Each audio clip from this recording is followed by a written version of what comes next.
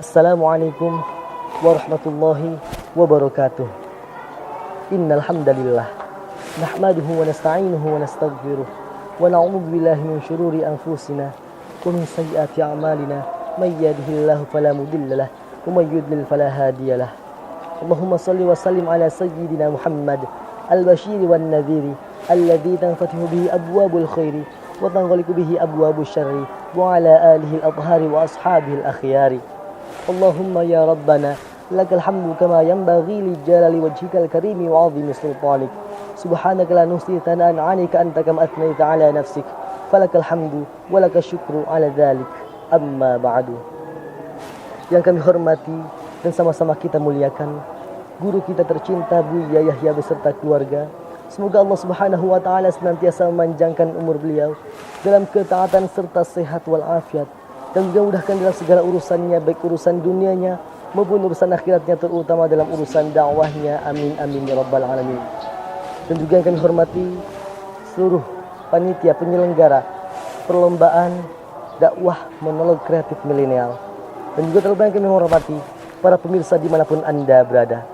Alhamdulillah, tiada kata yang paling indah selain mengucapkan puja dan puji kehadirat Allah Subhanahu wa taala atas limpahan nikmat dan karunia-Nya. Hingga di kesempatan yang berbahagia ini, saya Syahan Al-Muslim sebagai perwakilan SMA Islam Qurani Al-Bahjah Pusat ingin menyampaikan sebuah pesan cinta saya tentang COVID-19 sebagai ujian. Para perindu kebaikan dan pecinta kemuliaan, COVID-19. Siapa yang tidak tahu COVID-19? COVID-19 adalah wabah yang menjadi pusat perhatian di seluruh dunia hingga sampai di Indonesia. 2 tahun lamanya, virus jenis ini telah memakan begitu banyak korban. Di antaranya ada yang meninggal dan ada yang merasakan perihnya penderitaan, baik yang merasakan sakitnya ataupun yang merasakan sakitnya ditinggal oleh orang yang dicintainya. Maknanya, kita tidak boleh semena-mena menganggap sesuatu yang sudah jelas adanya dijadikan tidak ada dengan hujah yang ala kadarnya. Memang di sini tentang ada dan tidak adanya COVID-19 menjadi sebuah perdebatan di kalangan masyarakat. Ada yang pro dan ada yang kontra. Maksudnya ada yang percaya dan ada yang tidak percaya. Coba kita perhatikan. Saat seorang kepala rumah tangga yang ia tidak percaya, ia mengatakan, "Bagaimana mau percaya? Tiap hari saya kerja banting tulang, berangkat pagi pulang malam tanpa protokol kesehatan. Mana gak kena corona." Jadi semua itu hanya akal-akalan saja, hanya akal-akalan politik saja. Dari ucapannya bisa kita nilai, mungkin ia tidak kena, tapi bisa saja ia kena. Atau bahkan sebenarnya ia sudah kena, tapi karena daya tahan tubuhnya yang kuat, jadi tidak ada reaksi apapun pada tubuhnya. Tapi bisa jadi saat ia pulang dari kerjanya, ia membawa virus sehingga menularkan kepada istrinya atau bahkan kepada anaknya. Artinya, di sini kita tidak boleh sombong dengan sunnatullah. Kalaupun kita tidak percaya, jangan saling olok, jangan saling benci, jangan saling bermusuhan. Yang terpenting, munculkan dalam diri kita, dalam hati kita, keinginan untuk menjaga umat baginda Nabi Muhammad SAW. Sebagaimana yang disabdakan oleh baginda Nabi Muhammad SAW, "La yu'minu ahadukum hatta yuhibba li akhihi ma yuhibbu li nafsihi." Tidak sempurna iman seseorang kecuali dia mencintai saudaranya sebagaimana dia mencintai dirinya sendiri. Wahai para perindu kebaikan, pecinta kemuliaan, dalam pembahasan ini kita tidak bisa hanya membicarakan soal nyawa saja, karena begitu banyak sekali dampak dari wabah ini. Salah satunya dan yang terpenting adalah pendidikan. Pernahkah kita berpikir bahwa masa depan bangsa ada di tangan para pelajar? Dan pernahkah kita berpikir di saat para pelajar kehilangan pendidikannya, maka bangsa kita pun kehilangan masa depannya? Jika Anda tidak percaya, coba tanyakan kepada anak Anda, apakah anak Anda hafal Pancasila? Apakah anak Anda hafal arti dari slogan Bhinneka Tunggal Ika?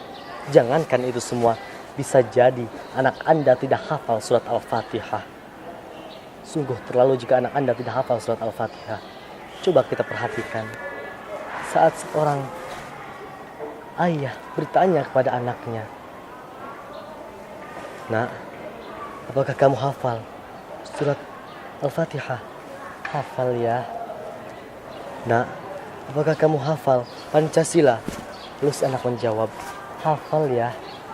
Coba sebutkan, Nak. Pancasila. 1. Ketuhanan yang Maha Esa. 2. Kemanusiaan yang adil dan beradab. 3. Persatuan Indonesia. 4. Kerakyatan yang dipimpin oleh hikmah kebijaksanaan dalam permusyawaratan perwakilan. 5. Keadilan sosial bagi seluruh rakyat Indonesia. Masya Allah, Nak. Ayah bangga sekali kepadamu, Nak. Terus, Nak, apakah kamu hafal, Nak? Apa arti dari slogan Bhinneka Tunggal Ika? Gak tahu ya. Semua ini terjadi karena kebebasan dan tidak adanya cinta seorang penuntut ilmu pada ilmu hingga ia lalai. Wahai para penuntut ilmu, perlu kalian ketahui, setiap orang pasti akan meninggal, tapi orang yang ahli ilmu ia akan hidup selama-lamanya. Maksudnya apa? Maksudnya adalah memang orang yang ahli ilmu itu ia akan merasakan kematian, tapi ia mati seakan-akan ia hidup.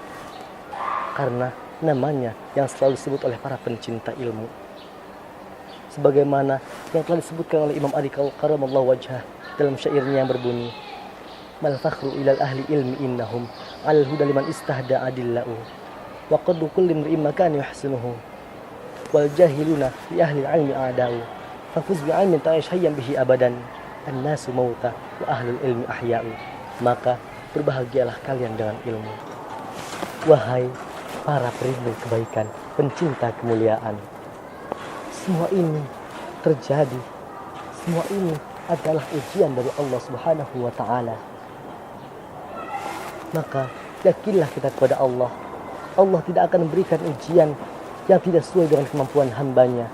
Artinya di balik ujian ini pasti ada kemudahan dari Allah Subhanahu wa Ta'ala.